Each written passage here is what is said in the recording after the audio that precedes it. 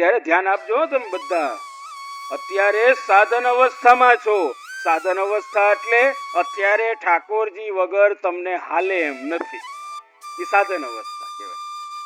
આપણે અહીંયા માની લો પલનાનો મનોરથ રાખીએ, કીર્તનિયા વૈષ્ણવ બધા આવી જાય, અમે આવી જાય, પણ પલના એ હોય પણ ઠાકોરજી ન હોય તો હાલે?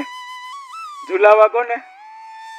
અધિક માસ તમે બધી સજાવટ કરો, હમણાં ગયો ને અધિક માસમાં બધી સજાવટ કરો, પણ ઠાકોરજી ન હોય તો કાંઈક તો ઠાકોરજી ભલે પુષ્ટાવેલા ન હોય તો વગર પુષ્ટાવેલા કે ચિત્રજી કાંઈક તો તમારે આધાર જોઈએ છે ને. તો તમને કૃષ્ણ વગર હાલતું નથી, એનો મતલબ એ છે આજે તમારે કૃષ્ણ વગર ચાલતું નથી, એટલે સાધન અવસ્થા કહેવાય. અને જે દિવસે કૃષ્ણને તમારા વગર ના હાલે એને ફલ અવસ્થા કહેવાય. એ ફલ અવસ્થા છે કે જ્યાં કૃષ્ણને તમારા વગર હવે મજા નથી આવતી. ગોપાલદાસ ને બોલાવે જ મદન મોહનલાલ, એ ગોપાલદાસ, એ ગોપાલદાસ. ગોપાલદાસ કે હા જે, હા જે.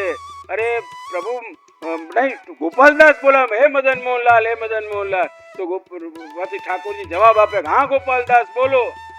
તો ઓલા કે મારો તો સ્વભાવ પડી ગયો જ આપને બોલાવવાનો, આપ હું કામ પરિશ્રમ કરો છો મારા માટે? તો ઠાકોરજી કે તારો મને બોલાવવાનો સ્વભાવ થયો તો મારો તને જવાબ દેવાનો સ્વભાવ થઈ ગયો. ये यथा माम प्रपद्यन्ते तान् तथैव भजाम्यहम्. ભગવાન કે જે રીતે મારું ભજન કરે એ રીતે હું એનો સ્વીકાર કરું છું. અને એટલે જ કામ, ક્રોધ, લોભ, મોહ, મદ અને મત્સર આ બધા દોષ કહેવાય, પણ જ્યારે અવતાર કાલ હોય ને ત્યારે દોષ નથી. અત્યારે દોષ છે. આ જ્યારે ભગવાન સાક્ષાત બિરાજતા હતા ને ત્યારે કામ, ક્રોધ, લોભ કોઈ દોષ નથી. કેમ તો કે ભગવાન માટે જો થઈ જાય તો એ દોષ રૂપ નથી. જો એ ભગવાન માટે થઈ જાય, ભય દોષ રૂપ છે. પણ કંસને ભગવાન કાલ સ્વરૂપે દર્શન દીધા. કંસને ભગવાને કાલ સ્વરૂપે દર્શન દીધા. એ ભય હતો એની અંદર. પણ થયું શું ખબર? ભગવાન કે મારું સ્મરણ જે કરે એના ઉપર હું કૃપા કરું છું. જોવો તમે ભગવાનનો સ્વભાવ. આ અસુરોને મારે છે ને તો આમ ખીજથી, ગુસ્સાથી નહીં, હસતા હસતા આનંદમાં. કેવી રીતે? તો કે આ અસુરોને ભગવાન જે મારે છે ને એનું કારણ શું છે કે એનો આસુરી દેહ જે છે ને એનાથી બિચારા જે છે કષ્ટને પ્રાપ્ત થયા છે, એને બહુ કષ્ટ મળે છે. તો ભગવાન તો એને આ કષ્ટથી છોડાવે છે. જેમ કે કોઈ બીમાર પડ્યું હોય, ગુમડું થયું હોય આપણા શરીરમાં, ક્યાંય ગુમડું થયું હોય, અને ડોક્ટર એનું ઓપરેશન કરે તો એમાં સુયો ને બધું કરે ને, ચીરે ને બધું કરે, તો એને ક્રૂરતા કહેવાય. એને ક્રૂરતા કહેવાય કે આ ડોક્ટર કેવો ક્રૂર છે, જો આમ અમારા આ હાથને ચીરે નહીં. એ ચીરે છે એમાં કષ્ટ થાય છે, પણ આપણા મનમાં શું ભાવ છે કે ભલે આ થોડીક વાર દુખશે પણ પછી કાયમીનો એ ગુમડાથી છુટકારો મળી જશે ને. તો ડોક્ટર ઓપરેશન કરતા હોય, કોઈને એટેક આવ્યો છે, બાયપાસ કરાવે છે, છાતી ચીરે ડોક્ટર, તો એને આપણે એમ કહે કે ડોક્ટર બહુ ક્રૂર છે. કેવા છે? કોઈ કે કોઈ ના કે, પણ હું કે ડોક્ટર ને કે હા તમે આ ઓપરેશન કરી દો તો અમને નવું જીવન મળી જાય. સમજા? એવી રીતે ભગવાન જ્યારે આપણને દુઃખ આપે જીવનમાં, અથવા તો આવા અસુરોને ભગવાન એનો સંહાર કરે છે, ત્યારે એની ક્રૂરતા નથી ભગવાનની, ભગવાન એના ઉપર દયા કરે છે. ભગવાન દયા કષ્ટમાં હતો અને કષ્ટથી છોડાવે. અને એટલે જ વત્રાસુર ભગવાનને વિનંતી કરે. જો તમે વત્રાસુર ભગવાનને વિનંતી કરે, ભગવાન કે માગ તારે શું જોઈએ છે? આપણને કહે તો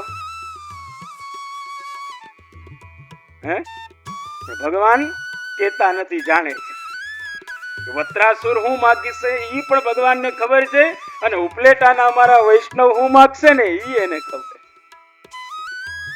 એટલે ભગવાને વત્રાસુરને મોકો આપ્યો. પેલા માગ શું જોઈએ, માગી લે. એટલે એને માગ્યું, સ્વર્ણ માયા આત્મા આત્મજ દાર્ગ્ય હે વા શક્ત ચિતશ્ચ નાદ ભૂયાત. કે હે પ્રભુ, આપ મારા ઉપર એવી કૃપા કરો કે આપની જે આ માયા છે ને એ ક્યાંથી આવી છે? તો કે ઘર, પેલા આવી ઘર, પછી પરિવાર, પછી દેહ, શરીર. આપણને શું વાલું અત્યારે આમ આમ હલવા માંડે તો બધું તમે ભાગો હું ભાગું. હે અત્યારે આ બધું હલવાનું શું થાય? એકવાર તો આપણે ભાગી જાય, પછી યાદ આવે ઓહો આ ભગાય નહીં. હા, જયારે ભૂકંપ આવ્યો ને ત્યારે એવું જ બન્યું. ઠાકોરજીની સેવા કરતા હતા અને ભગવદી કહેવાતા હતા. ભગવદી ભગવદી, ગામ આખું ભગવદી ગઈ. પણ તેથી ભૂકંપ આવ્યો ને તેથી ખબર પડી ગઈ.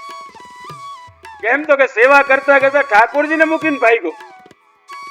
કેમ તો કે ભાઈ પેલા પ્રાણ બચાવો. પછી ઉતરી તો ગયો અને ભૂકંપ શાંત થયું પછી એને યાદ આવ્યું ઠાકોરજી તો વળી અહીંયા ભાગ્યો. સમજ્યા ને? એટલે આપણી આસક્તિ ક્યાં છે? દેહમાં જ. આપણી આસક્તિ ક્યાં છે? ઘરમાં જ. અને આ જ બધા માયાના ઠેકાણા છે. બધા પરિવાર, નોકરી, ધંધા, આ બધા એવા ઠેકાણા. તો એ શું કહે છે ખબર? વત્રાસુરે શું માંગ્યું? વત્રાસુર કહે કે પ્રભુ મને જે લોકો આ વસ્તુમાં આસક્ત છે ને એનો સંગ ન કરાવતા. જે લોકો આમાં આસક્તિ રાખીને બેઠા છે ને એનો સંગ ન કરાવતા. જો એનો સંગ થશે તો હું પાછો અસુર બનીશ. એ થઈ ગયા એવા ને. ચિત્રકેતુ રાજા હતા અને ભગવદ ભક્ત હતા અને લૌકિક કામનાના કારણે એને શ્રાપ મળ્યો. એને મહાદેવજી અને પાર્વતીજીએ શ્રાપ આપ્યો એને, અને એના કારણે વત્રાસુર અસુર યોનિમાં એને જવું પડ્યું. કેમ થયું? તો કે આ દુસંગના કારણે આ થયું છે. તો મારે હું સત્સંગ તો આપની કૃપા થશે એટલો કરીશ, જેટલી આપની ઈચ્છા હશે એટલું કરે. અમારા શ્રી મહાપ્રભુજી પણ એ જ વાત સમજાવે કે તમારાથી સેવા થાય એટલી કરો, જે પ્રકારે સેવા થાય એટલી કરો. તમે ઠાકોરજીને પુષ્ટાવીને સેવા કરો, તમે ઠાકોરજીને પુષ્ટાવીને સેવા કરો અને સત્સંગ કરો. ઉત્તમ પક્ષ છે આ. પુષ્ટાવીને સેવા નથી થતી તો શું કરવું? તો શ્રી મહાપ્રભુ ગુસાઈજી આજ્ઞા કરે કે ગિરિરાજજીની સેવા કરો. ગિરિરાજ બાવાને પધરાવો ઘરમાં, એમની સેવા કરો. તમે કહો કે એ નથી થાય એમ તો શું કરવું? તો શ્રી મહાપ્રભુજી કહે છે કે તો શ્રી યમુનાજીના લોટીજી છે ને એની સેવા કરો, એમને પધરાવો, એમની સેવા કરો. તમે કહો કે જે એ થાય એમ નથી તો કે ગામમાં બિરાજતા વલ્લભકુળ બાલક એ એમના ઠાકોરજીની જેટલી આજ્ઞા દે એટલી તમે એમની સેવા કરો. તમે કહો કે ભાઈ એ ગામમાં કોઈ છે નહીં, હવે તો શ્રી ગુસાઈજી આજ્ઞા કરે કે તો પછી તમે તમારા ગામમાં રહેતા વૈષ્ણવો એના ઘરમાં ઠાકોરજી બિરાજે છે એ વૈષ્ણવ જેટલી છૂટ આપે ને એટલી સેવા કરો. સેવા તમે કહો એ થાય એમ નથી, એ પણ અમારાથી ન થાય તો શ્રી ગુસાઈજી કહે કે કાંઈ વાંધો, ગાયોની સેવા કરો.